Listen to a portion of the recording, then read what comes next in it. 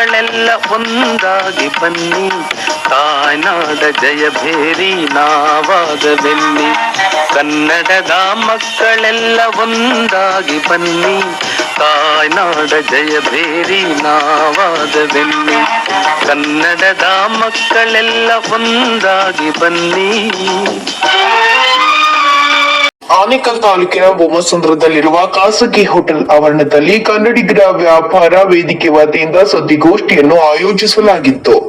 ಇನ್ನು ಈ ವೇಳೆ ಕನ್ನಡಿಗರ ವ್ಯಾಪಾರ ವೇದಿಕೆಯ ಸಂಸ್ಥಾಪಕ ಅಧ್ಯಕ್ಷರಾದ ಶರದ್ ಖಾದ್ರಿರವರು ಮಾತನಾಡಿ, ಕನ್ನಡ ಭಾಷೆ ಮಾತನಾಡುವ ಸಣ್ಣ ವ್ಯಾಪಾರಿಗಳಿಗೆ ಉತ್ತೇಜನ ನೀಡುವ ನಿಟ್ಟಿನಲ್ಲಿ ಕನ್ನಡಿಗರ ವ್ಯಾಪಾರ ವೇದಿಕೆಯನ್ನು ಪ್ರಾರಂಭಿಸಿದ್ದು, ಈಗಾಗಲೇ ರಾಜ್ಯದಲ್ಲಿ 40 ತಂಡಗಳಿದ್ದು ಕೆಲಸ ನಿರ್ವಹಿಸುತ್ತಿದ್ದು, ಸುಮಾರು 700 ಸದಸ್ಯರಿದ್ದು ಸುಮಾರು 70 ಕೋಟಿ ರೂಪಾಯಿ ವಹಿವಾಟು ನಡೆಸಲಾಗಿದೆ ಎಂದರು.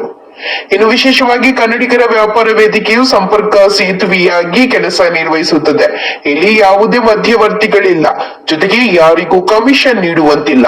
ಸೇವಾ ಮನೋಭಾವದಿಂದ ಮಾಡಿರುವ ಸಂಸ್ಥೆ ಇದಾಗಿದ್ದು, ಇಲ್ಲಿ ಎಲ್ಲಾ ರೀತಿಯಾದ ವ್ಯಾಪಾರಗಳು ಕಾನೂನುಬದ್ಧವಾಗಿ ನಡೆಯುತ್ತದೆ. ನಮ್ಮಲ್ಲಿರುವ ಸಂಪರ್ಕವನ್ನು ಇನ್ನೊಬ್ಬರಿಗೆ ಕೊಡುವುದು ಮತ್ತು ಅವರಲ್ಲಿರುವ ಸಂಪರ್ಕವನ್ನು ನಮಗೆ ಕೊಟ್ಟು ಕ್ರಮಬದ್ಧವಾಗಿ ವ್ಯಾಪಾರ ಮಾಡುವ ದಾರಿ ಇದಾಗಿದೆ ಎಂದರು. ಇನ್ನು ಜೂನ್ 15ನೇ ತಾರೀಕಿನಂದು ಬೇಗೂರಿನ SNN ಕ್ಲಬ್ ಹೌಸ್ನಲ್ಲಿ ಪ್ರಗತಿ ಉದ್ಘಾಟನಾ ಸಮಾರಂಭ ಹಮ್ಮಿಕೊಂಡಿದ್ದು, ಬೇಗೂರು ಭಾಗದ ಸಣ್ಣ ವ್ಯಾಪಾರಸ್ಥರು ಈ ಕಾರ್ಯಕ್ರಮದಲ್ಲಿ ಭಾಗವಹಿಸಿ ಕಾರ್ಯಕ್ರಮವನ್ನು ಯಶಸ್ವಿಗೊಳಿಸುವಂತೆ ಮನವಿ ಮಾಡಿದ್ರು. ಇನ್ನು ಸುದ್ದಿಗೋಷ್ಠಿಯಲ್ಲಿ ಪತ್ರಿಕಾಗೋಷ್ಠಿಯಲ್ಲಿ ವ್ಯಾಪಾರ ವೇದಿಕೆಯ ಕೃಷ್ಣಗೌಡರು, ಮಾರೇಗೌಡರು, ಸೋಮಶೇಖರ್, ಶ್ರೀಮತಿ ಅನಿತಾ, ಸತ್ಯಶಂಕರ, ನಿವೃತ್ತ ತಹಶೀಲ್ದಾರ್ ಮಹಾದೇವ್, ಅಶೋಕ್ ಮೊದಲಾದವರು ಭಾಗವಹಿಸಿದ್ರು.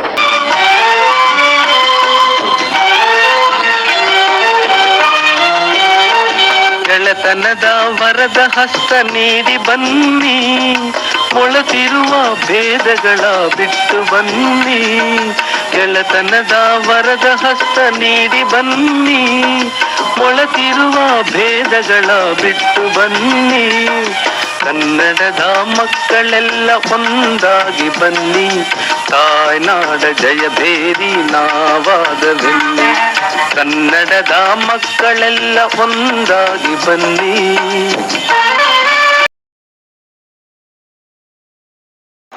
ಶುಭೋದಯ, ಸುಸ್ವಾಗತ. ಕನ್ನಡಿಗರ ವ್ಯಾಪಾರ ವೇದಿಕೆಯ ಈ ಒಂದು ಪತ್ರಿಕಾಗೋಷ್ಠಿಗೆ ಎಲ್ಲರಿಗೂ ಬಂದದಕ್ಕೆ ಧನ್ಯವಾದಗಳು. ಇವತ್ತು ನಮ್ಮ ಮಧ್ಯೆ ನಮ್ಮ ಸಂಸ್ಥಾಪಕರಾದ ಶ್ರೀ ಶರದ್ ಖಾದ್ರಿ ಅವರಿದ್ದಾರೆ. ಹಾಗೆ ನಮ್ಮ ಬೇರೆ ಬೇರೆ ತಂಡಗಳ ಪೋಷಕರು ಇದ್ದಾರೆ. ಒಮ್ಮೆ ನಮ್ಮ ಎಲ್ಲರಿಗೂ ಚಿರಪರಿಚಿತರು, ಸ್ಥಳೀಯ ತಹಸೀಲ್ದಾರ್ ಆಗಿದ್ದಂಥವ್ರು. ಗೊತ್ತಿರಾಗಿ ಪ್ರಪಂಚದಲ್ಲಿ ವಿವಿಧ ವ್ಯಾಪಾರ ಮಾಡುವಂಥ ಕೇಂದ್ರಗಳಿದ್ದಾವೆ. ಅದೇ ಕರ್ನಾಟಕದಲ್ಲೂ ಇದೆ.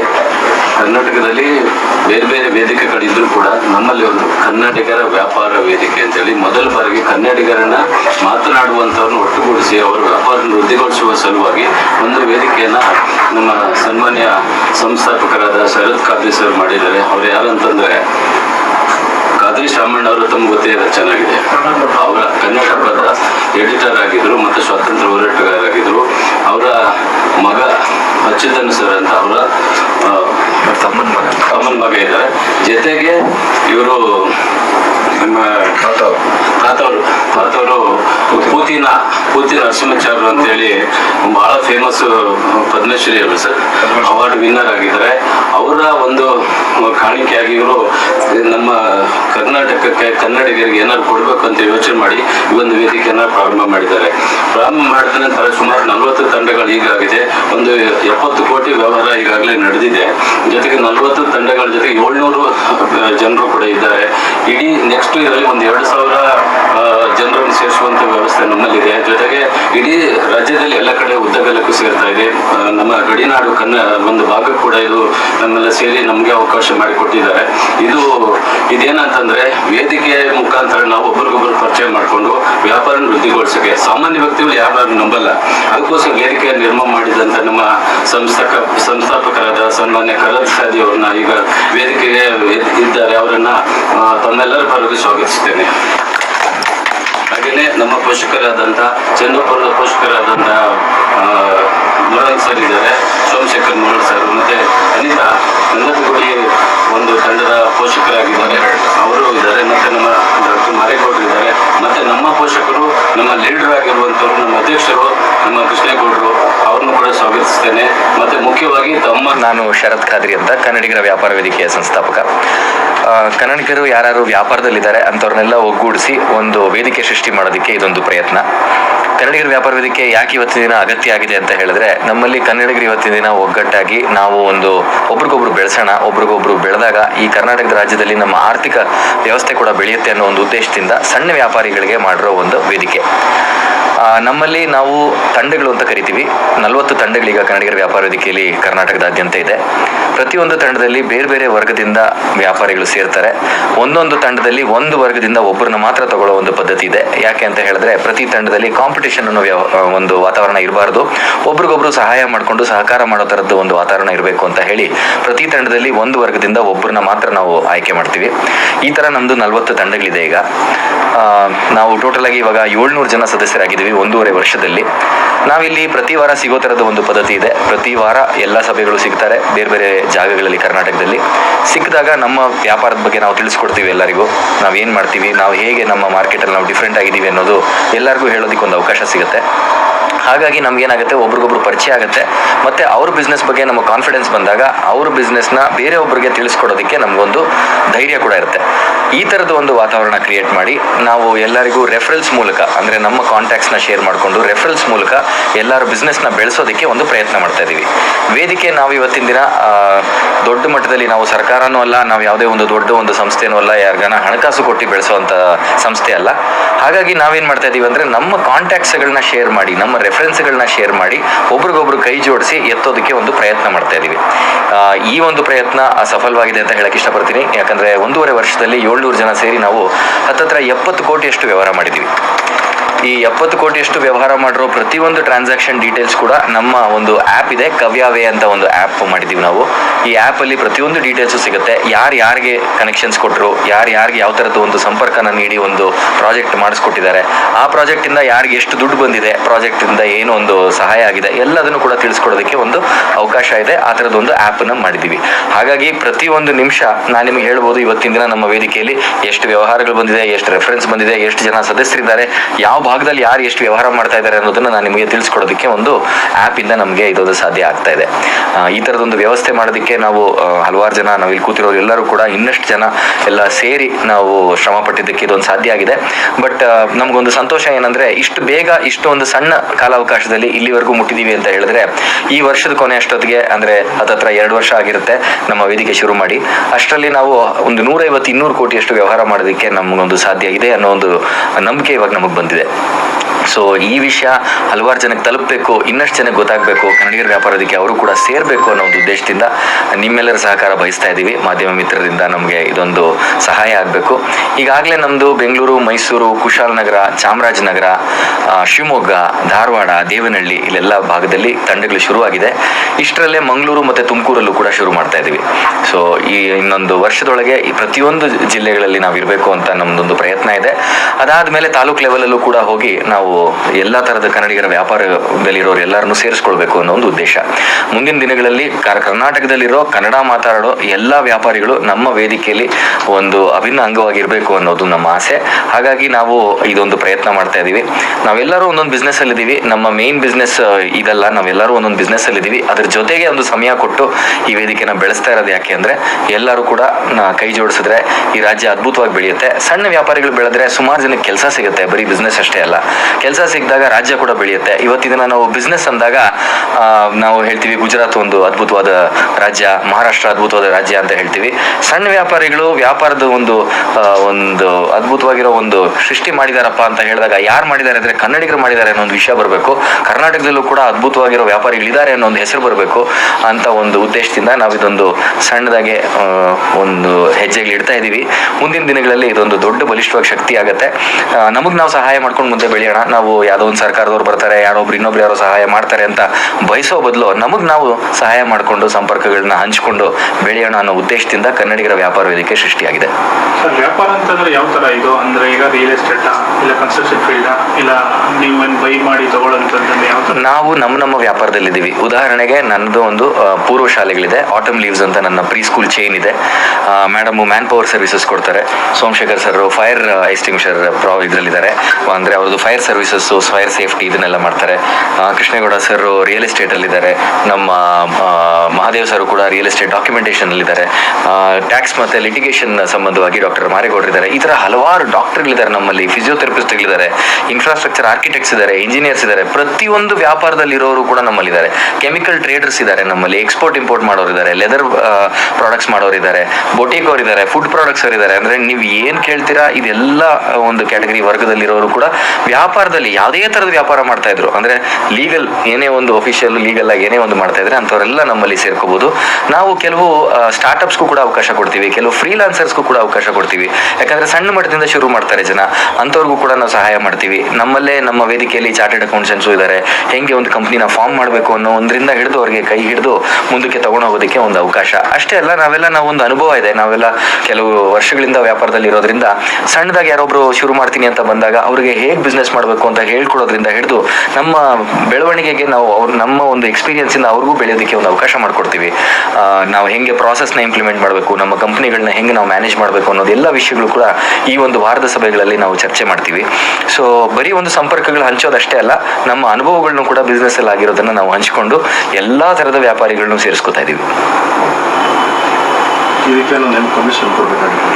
ಇಲ್ಲ, ನಮ್ಮಲ್ಲಿ ಒಂದು ವಾರ್ಷಿಕ ಶುಲ್ಕ ಅಂತ ಇರುತ್ತೆ. ಅದಲ್ಲದೆ ನಾವು ಪ್ರತಿ ವಾರ ಸಿಗೋದಕ್ಕೆ ಒಂದು ಸಣ್ಣದಾಗಿ ಒಂದು ಶುಲ್ಕ ಇರುತ್ತೆ. ಒಂದು ಹೋಟೆಲಲ್ಲಿ ಏನು ನಾವು ನಡೆಸ್ತೀವಿ, ಒಂದು ಮೀಟ್ ಆಗ್ತೀವಿ, ಅದಕ್ಕೋಸ್ಕರ ಅಷ್ಟೇ.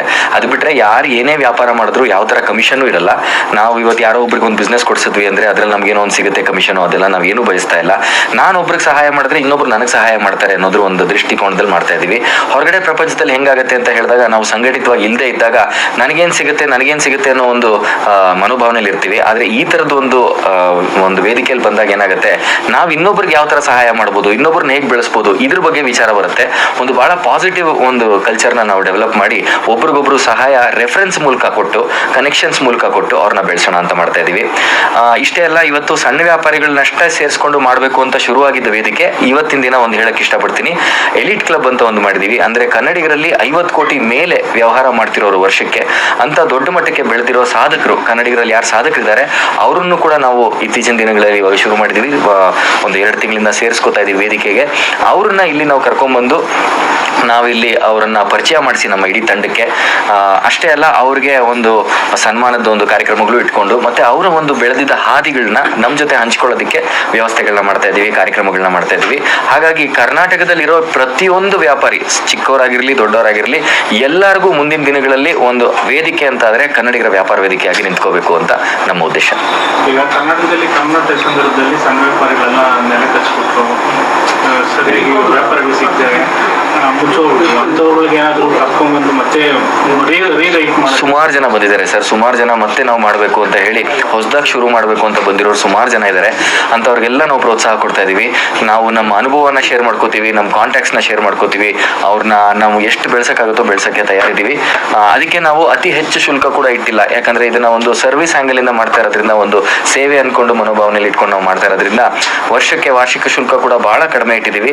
5,000 ರೂಪಾಯಿ ಪ್ಲಸ್ ಟ್ಯಾಕ್ಸಸ್, ಅಂದ್ರೆ 5,900 ರೂಪಾಯಿ ನಮ್ಮ ಸೇರ್ಕೊಳ್ಳೋದಕ್ಕೆ ಇವತ್ತು ಫೀಸ್ ಇರುತ್ತೆ. ಅದಲ್ಲದೆ ವಾರದ ಶುಲ್ಕ ಇರುತ್ತೆ, ಅದು ಆ ಹೋಟೆಲ್ ಏನು ಸಣ್ಣ ಪುಟ್ಟ ಖರ್ಚಿರುತ್ತೆ ಅದನ್ನ ಮಾತ್ರ ನಾವು ಚಾರ್ಜ್ ಮಾಡ್ತೀವಿ. ನಾವು ಬೇಸಿಕಲಿ ಮಾಡ್ತಿರೋದು ಇದೊಂದು ಸೇವೆ ಅಂತ. ಎಲ್ಲರೂ ಕನ್ನಡಿಗರು ಸೇರ್ಬೇಕು, ಒಗ್ಗಟ್ಟಾಗಿ ಮುಂದಕ್ಕೆ ಬೆಳಿಬೇಕು ಅನ್ನೋ ಉದ್ದೇಶನ ಮಾಡ್ತಾ ಇದೀವಿ. ಬೇರೆ ಬೇರೆ ಸದಸ್ಯರ ಮೂಲಕ 700 ಜನ ಸದಸ್ಯರಾಗಿದ್ದಾರೆ. 70 ಕೋಟಿ ಕಳೆದ 1.5 ವರ್ಷದಲ್ಲಿ ವ್ಯವಹಾರ ಆಗಿದೆ. ಈಗಾಗಲೇ 15 ತಂಡಗಳು ಲಾಂಚ್ ಆಗಿದೆ. ಅಂದ್ರೆ ಫಾರ್ಮಲ್ ಆಗಿ ಮೀಟಿಂಗ್ ಮಾಡುವಂಥದ್ದು, ಕಾಫಿ ಟೇಬಲ್ ಇಂದ ಫಾರ್ಮಲ್ ಮೀಟಿಂಗ್ಗೆ ಬಂದಿರುವಂಥದ್ದು.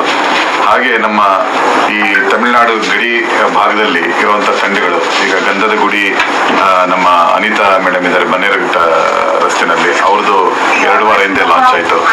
ಹಾಗೆ ನಮ್ಮ ಮಾರೇಗೌಡರದು ಸರ್ ವಿಶ್ವೇಶ್ವರಯ್ಯ ತಂಡ ಅಂತ ಅತ್ತಿಬೆಲೆಯಲ್ಲಿ ನಡೆಯುತ್ತೆ. ಹಾಗೆ ಚಂದಾಪುರದಲ್ಲಿ ಒಂದು ಹೊಸ ತಂಡ ಇದೆ. ಹಾಗೆ ಎಲೆಕ್ಟ್ರಾನಿಕ್ ಸಿಟಿ ಈ ಒಂದು ಉದ್ಯಮ ಕ್ಷೇತ್ರ ಇರುವಂಥದ್ದು, IT ಮತ್ತೆ ನಾನ್ IT ಕ್ಷೇತ್ರದಲ್ಲಿ ಇಲ್ಲಿ ಕನ್ನಡಿಗರನ್ನ ಒಟ್ಟುಗೂಡಿಸಿ ವ್ಯಾಪಾರ ವೇದಿಕೆಯ ಇನ್ನೊಂದು ತಂಡ ಇಲ್ಲಿ ಪ್ರಗತಿ ತಂಡ ಅಂತ ಸಭೆ ನಡೆಯುತ್ತೆ ಇದೇ ಹೋಟೆಲ್ನಲ್ಲಿ. ಈ ಪ್ರಗತಿ ತಂಡದ ಲಾಂಚ್ ಈ ಬರುವಂತ ಜೂನ್ 15ನೇ ತಾರೀಕು ಸೋಮವಾರ ಇಟ್ಕೊಂಡಿದೆ. ಸೋಮವಾರ ಬೆಳಿಗ್ಗೆ 7 ಗಂಟೆಗೆ ಲಾಂಚ್ ಇರ್ತದೆ. ನಮ್ಮ ಎಲ್ಲಾ ಕ್ರಾಸ್ ಚಾಪ್ಟರ್ಸ್ ಇಂದ ಬೇರೆ ಬೇರೆ ತಂಡಗಳು 40 ತಂಡಗಳಿಂದ ಸದಸ್ಯರು ಭಾಗವಹಿಸ್ತಾರೆ. ಹಾಗೆ ನಮ್ಮ ಸಂಸ್ಥಾಪಕರು ಹೇಳಿದಾಗೆ ಒಂದಷ್ಟು ಜನ ಇಲೈಟ್ ಮೆಂಬರ್ಸ್ ಯಾರು 50 ಕೋಟಿಗೂ ಹೆಚ್ಚು ಟರ್ನ್ ಓವರ್ ಇದೆ ಆ ತರ ಕೆಲವ್ರನ್ನ ಮಾರ್ಗದರ್ಶನಕ್ಕೋಸ್ಕರ ಕರೀತಾ ಇದೆ. ಸೊ ಈ ಒಂದು ಲಾಂಚ್ ಅಲ್ಲಿ 50ಕ್ಕೂ ಹೆಚ್ಚು ಸಂದರ್ಶಕರು, ಅಂದ್ರೆ ವೇದಿಕೆ ಬೆಳಿಬೇಕಾದ್ರೆ ಸಂದರ್ಶಕರೇ ತುಂಬಾ ಮುಖ್ಯ. ಬೇರೆ ಬೇರೆ ಉದ್ಯಮ ಮಾಡುವಂತವ್ರು, ಬಿಸ್ನೆಸ್ ಓನರ್ಸ್, ಎಂಪ್ಲಾಯೀಸ್ ಅಲ್ಲ, ಬಿಸ್ನೆಸ್ ಓನರ್ಸ್, ಅವ್ರನ್ನ ನಾವು ಇನ್ವೈಟ್ ಮಾಡ್ತಾ ಇದ್ವಿ. ಈ ಮಾಧ್ಯಮದ ಮೂಲಕ ನಾವು ತಿಳಿಸೋದೇನೆಂದ್ರೆ ತಾವು ಹೆಚ್ಚು ಪ್ರಚಾರ ಕೊಟ್ಟು ಹೆಚ್ಚೆಚ್ಚು ಸಂದರ್ಶಕರು ಈ ಒಂದು ಲಾಂಚ್ ಸಭೆಗೆ ಬರಬೇಕು. ಜೂನ್ 15. ಸ್ಥಳ ಬಂದು ಬೇಗೂರಿನ ನಮ್ಮ SNN ರಾಜ್ ಸೆರೆನಿಟಿ ಅಪಾರ್ಟ್ಮೆಂಟ್, ಸುಮಾರು 2400 ಅಪಾರ್ಟ್ಮೆಂಟ್ ಇರುವಂತ ಕಾಂಪ್ಲೆಕ್ಸ್, ಅಲ್ಲಿಯ ಕ್ಲಬ್ ಹೌಸ್ ನಲ್ಲಿ ಜೂನ್ 15 ಸೋಮವಾರ ಬೆಳಿಗ್ಗೆ 7 ಗಂಟೆಗೆ ಇದೊಂದು ಕಾರ್ಯಕ್ರಮ ಇರ್ತದೆ. ಮಾಧ್ಯಮ ಮಿತ್ರರು, ಪ್ರಿಂಟ್ ಮೀಡಿಯಾ, ಡಿಜಿಟಲ್ ಮೀಡಿಯಾ ಎಲ್ಲರೂ ಬರಬೇಕು, ಸೋಷಿಯಲ್ ಮೀಡಿಯಾ ಎಲ್ಲರೂ ಭಾಗವಹಿಸಬೇಕು. ಹೆಚ್ಚಿದರ ಪ್ರಚಾರ ಕೊಟ್ಟು ಕನ್ನಡಿಗರನ್ನ ಒಟ್ಟಾಗಿ ದುಡಿಯೋಣ, ಒಟ್ಟಾಗಿ ಬೆಳೆಯೋಣ, ಈ ಒಂದು ನಿಟ್ಟಿನಲ್ಲಿ ನಾವೆಲ್ಲ ಮುಂದೆ ಹೋಗ್ಲಿಕ್ಕೆ ಸಹಾಯ ಮಾಡ್ಬೇಕಂತ ವಿನಂತಿ ಮಾಡ್ಕೊಳ್ತೀವಿ. ಅದರದೊಂದು ಉದ್ಘಾಟನಾ ಪೋಸ್ಟ್. ಕನ್ನಡ ಮೀಡಿಯಂ ಅಲ್ಲಿ ಓದಿದ್ದೆ, ಇಂಗ್ಲಿಷ್ ಬರಲ್ಲ. ನಿಮ್ಗೆಲ್ಲ ಗೊತ್ತಿದ್ದಂಗೆ 5ನೇ ಕ್ಲಾಸಿಂದ ABCD ಹೇಳ್ಕೊಟ್ಟಿದ್ದು, SLC ಅಷ್ಟೇ ಓದಿದ್ದು. ಆಸೆ ಮಾತ್ರ ದೊಡ್ಡದಾಗಿತ್ತು, ಏನಾದ್ರೂ ಬೆಳಿಬೇಕು, ಏನಾದ್ರೂ ಬಿಸ್ನೆಸ್ ಆಗಿ ಬೆಳಿಬೇಕು ಅಂತ. ಬಟ್ ಐಡಿಯಾ ಇರಲಿಲ್ಲ. ಅದನ್ನ ಮಾಡಿದ್ರು ಮತ್ತೆ ನಾವು ಯಾವ ಮಟ್ಟಕ್ಕೆ ಏರ್ಬೇಕು ಅನ್ನೋ ದಾರಿ ಗೊತ್ತಿರಲಿಲ್ಲ. ಬರೀ ಕನ್ನಡ ಗೊತ್ತಿರೋದ್ರಿಂದ, ಭಾಷೆಗಳ ಪ್ರಾಬ್ಲಮ್ ಇರೋದ್ರಿಂದ ನಾವು ಎಲ್ಲಾ ಭಾಷೆಯವ್ರನ್ನ ಇಲ್ಲಿ ಕಲೆಕ್ಟ್ ಮಾಡಿ ಬೆಂಗಳೂರಲ್ಲಿ ಸೇರಿಸ್ಕೊತಾ ಇದೀವಿ ವಿನಃ ಅವ್ರ ಹತ್ರ ಹೋಗಿ ನಾವು ಕೆಲಸ ಮಾಡ್ತಾ ಇದೀವಿ 5,000 10,000 ರೂಪಾಯಿಗೆ. ಅವ್ರು ಕೊಡೋ ಶಿಕ್ಷಣ ಎಲ್ಲ ಅನುಭವಿಸಿ ನಾವು ಕೆಲಸ ಮಾಡ್ತಾ ಇದೀವಿ. ನನ್ನ ಅನುಭವದಲ್ಲಿ ಸುಮಾರು 12 ತರ ಕೆಲಸ ಮಾಡಿ ನಾನು ಇನ್ನೊಬ್ಬರ ಕೈಲಿ ದುಡಿಯೋದು ಬೇಡ ಅಂತ ನಾನು ಮಾನವ ಶಕ್ತಿ ಪೂರೈಕೆ ಅನ್ನೋದನ್ನ ನಾನು ಬಿಸ್ನೆಸ್ ನ ಸೆಲೆಕ್ಟ್ ಮಾಡ್ಕೊಂಡೆ. ನಾನು ಒಬ್ಬರನ್ನ ಕೆಲಸ ಕೊಟ್ಟರೆ ಅವ್ರ ಮನೇಲಿ 10 ಜನ ಊಟ ಮಾಡ್ತಾರೆ ಅನ್ನೋ ಅನಿಸಿಕೆಯಲ್ಲಿ ನಾನೆಲ್ಲ ಫ್ರೀಯಾಗಿ ನಾನು ಬನ್ನರ್ಘಟ್ಟದಲ್ಲಿ ಏಜೆನ್ಸಿ ಓಪನ್ ಮಾಡಿ 6 ವರ್ಷದಿಂದ ಎಲ್ಲ ನಾವು ಏನೇನ್ ಬೇಕು ಸರ್ಟಿಫಿಕೇಟ್ ಎಲ್ಲ ಮಾಡಿ ಲೀಗಲ್ ಆಗಿ ಏಜೆನ್ಸಿ ಮಾಡ್ತಾ ಇದ್ದೀನಿ. ಬರೋರ್ಗೆ ಊಟ ರೂಮ್ ಎಲ್ಲ ಫ್ರೀಯಾಗಿ ಕೂಡ ಕೊಡ್ತಾ ಇದ್ದೀನಿ. ಯಾವುದೇ ವರ್ಕರ್ಸ್ ಹತ್ರ 1 ರೂಪಾಯಿ ತಗೊಳ್ಳಲ್ಲ. ಯಾಕಂದ್ರೆ ನಾನು ಪಟ್ಟು ಬಂದಿದ್ದ ಕಷ್ಟ ಇನ್ನೊಬ್ರಿಗೆ ಆಗ್ಬಾರ್ದು ಅಂತ. ಒಬ್ಬರು ಕೆಲಸ ಮಾಡಿದ್ರೆ 10 ಜನ ಮಾಡ್ಲಿ ಅಂತ ಬಿಸ್ನೆಸ್ ಓಪನ್ ಮಾಡಿದೆ. ಮತ್ತೆ ಅದನ್ನ ಮುಂದೆ ಹೇಗೆ ಹೇಳ್ಕೊಂಡು ಹೋಗೋದು ಅನ್ನೋ ದಾರಿ ಗೊತ್ತಾಗಿಲ್ಲ. ಎಲ್ಲೇ ಹೋದ್ರು ಇಂಗ್ಲಿಷ್ ಅನ್ನೋದು ಜಾಸ್ತಿ ಆಗ್ಬಿಟ್ಟಿದೆ ನಮ್ಮ ಬೆಂಗಳೂರಲ್ಲಿ. ಇವಾಗ ಇಂಗ್ಲಿಷ್ ಮಾತಾಡೋರ್ಗೆ ಅವಕಾಶ ಹೆಚ್ಚು, ಬಿಸ್ನೆಸ್ ಹೆಚ್ಚು, ಅವ್ರಿಗೆ ಅವಕಾಶಗಳು ಕೊಡ್ತಾರೆ. ಯಾರು ಜಾಸ್ತಿ ಮಾತಾಡ್ತಾರೆ, ಇವಾಗ ಒಂದು ಅಪಾರ್ಟ್ಮೆಂಟ್ ಅಸೋಸಿಯೇಷನ್ ನನಗೆ ಬೇಕಾಗಿರುತ್ತೆ, ಅಲ್ಲಿ ಇಂಗ್ಲಿಷಲ್ಲಿ ಮೀಟಿಂಗ್ ಮಾಡಿದ್ರೆ ಮಾತ್ರ ನಮಗೆ ಮ್ಯಾನ್ ಪವರ್ ಶಕ್ತಿ ಕೊಡ್ತಾರೆ. ಇಲ್ಲಾಂದ್ರೆ ನಮಗೆ ನೆಕ್ಸ್ಟ್ ಹೇಳ್ತೀವಿ ಹೋಗಿ ಮೇಡಮ್ ಅಂತಾರೆ. ಇದರಲ್ಲಿ ಮಧ್ಯದಲ್ಲಿ ನಮ್ದು ಕನ್ನಡಿಗರ ವ್ಯಾಪಾರ ವೇದಿಕೆಯಲ್ಲಿ ನಾನು ಜಾಯ್ನ್ ಆದೆ. ನಮ್ಗೆ ಫುಲ್ಲು ಗೈಡೆನ್ಸ್ ಮಾಡೋಕೆ ತುಂಬಾ ಈಸಿ ಆಯ್ತು. ಯಾವುದೇ ನಮ್ಮ ವ್ಯವಹಾರ ಬಗ್ಗೆ ಕನ್ನಡದಲ್ಲಿ ಹೇಳೋದಕ್ಕೆ ಅವಕಾಶಗಳು ಸಿಕ್ತು. ಇವಾಗ ಯಾವುದೇ ನಾವು 700 ಜನ ಏನಿದ್ದೀವಿ ಬಿಸ್ನೆಸ್ ಮ್ಯಾನ್ಗಳು, ಇದ್ರಲ್ಲೇ ನಂಗೆ ಬಿಸ್ನೆಸ್ ಕೊಡ್ತಾ ಇದ್ದಾರೆ. ಇವತ್ತು ನಾನು 1 ಕೋಟಿ ವ್ಯವಹಾರನ ಕೊಟ್ಟಿದ್ದೀನಿ ಬೇರೆಯವ್ರಿಗೆ. ಇವಾಗ ನಾನು ಬರೀ 3 ತಿಂಗಳಲ್ಲೇ ನಾನು 10 ಲಕ್ಷದವರೆಗೂ ದುಡ್ಕೊಂಡಿದ್ದೀನಿ. ಈ ತರ ನಾವು ಇನ್ನೊಬ್ಬರ ಕೈನಿಂದ ಹಿಡಿದು ಇನ್ನೊಬ್ಬರ ಕೈನ ಬೆಳೆಸೋದಕ್ಕೆ ತುಂಬಾ ಸಹಾಯ ಆಗ್ತಿದೆ. ಎಲ್ಲೇ ಹೋದ್ರು ಕನ್ನಡ ಅನ್ನೋದ್ರ ಮಧ್ಯೆ ನಮ್ಮ ಕನ್ನಡ ಇವಾಗ ಎದ್ದಿದೆ. ದಯವಿಟ್ಟು ಇದನ್ನ ದೊಡ್ಡ ಮಟ್ಟಕ್ಕೆ ಬೆಳೆಸ್ಕೊಡಿ ಅಂತ ಕೇಳ್ಕೊತಾ ಇದೀವಿ. ಎಲ್ಲರೂ ಬೆಳೀಲಿ, ನೀವು ಬೆಳಿಬೇಕು, ನಾವು ಬೆಳಿಬೇಕು ಅನ್ನೋದು ಇದ್ರ ಕಾನ್ಸೆಪ್ಟು. ಇಲ್ಲಿ ಯಾವುದೇ ದುಡ್ಡು, ಆಮೇಲೆ ಯಾರಾದ್ರೂ ಒಬ್ರು ರೆಫರೆನ್ಸ್ ಕೊಟ್ರು ನೀವು ಟಿಪ್ಸ್ ಕೊಡಿ, ನಮ್ಗೆ ಇಷ್ಟು ಕೊಡಿ ಅಂತ ಈ ತರ ಇಲ್ಲ. ಇಲ್ಲಿ ಎಲ್ಲರೂ ಅವ್ರವ್ರ ಬಿಸ್ನೆಸ್ ಅಲ್ಲಿ ಅವ್ರವರೇ ದೊಡ್ಡದಾಗಿ ಬೆಳಿಬೇಕು ಅನ್ನೋದು ಉದ್ದೇಶ ಇದ್ರದ್ದು. ಹಾಗಾಗಿ ಎಲ್ಲರ ಸಪೋರ್ಟ್ ಅಲ್ಲಿ ಎಲ್ಲಾ ಬಿಸ್ನೆಸ್, ಸಣ್ಣ ಉದ್ಯಮಿ, ಮನೇಲಿ ಮಾಡೋ ಉದ್ಯಮಿಗಳಿಂದ ಹಿಡಿದು ನಾವು ದೊಡ್ಡ ಕಂಪ್ನಿ ವರ್ಕ್ ಬಿಸ್ನೆಸ್ ಮ್ಯಾನ್ಗಳನ್ನು ಇದರಲ್ಲಿ ಸೇರೋ ಅವಕಾಶ ಇದೆ. ಎಲ್ಲರಿಗೂ ಕೇಳ್ಕೊಳ್ಳೋದು ಇಷ್ಟೇನೆ, ಎಲ್ಲರಿಗೂ ಅವಕಾಶ ಮಾಡ್ಕೊಡಿ ನಮ್ಮ ಕನ್ನಡಿಗರು. ಇನ್ ಮುಂದೆ ನಮ್ಮ ಕನ್ನಡಿಗರು ಎಲ್ಲಾ ದೇಶದಲ್ಲಿ ವಿದೇಶದಲ್ಲೆಲ್ಲ ಬೆಳೀಲಿ. ನಮ್ಮ ಕನ್ನಡಿಗರ ವ್ಯಾಪಾರ ವೇದಿಕೆ ದುಬೈ, ಬೆಹರಿನ್ ಮತ್ತೆ ಜಪಾನಲ್ಲೆಲ್ಲ ಓಪನ್ ಆಗ್ತಿದೆ. ಈಗ ಎಲ್ಲಾ ಮೂಲೆಯಲ್ಲೂ ನಮ್ಮ ಕನ್ನಡನ ಬೆಳೆಸ್ಬೇಕು ಅಂತ ಕೇಳ್ಕೊತಾ ಇದ್ದೀನಿ. ಧನ್ಯವಾದಗಳು. ಸಿರಿಗನ್ನಡಂ.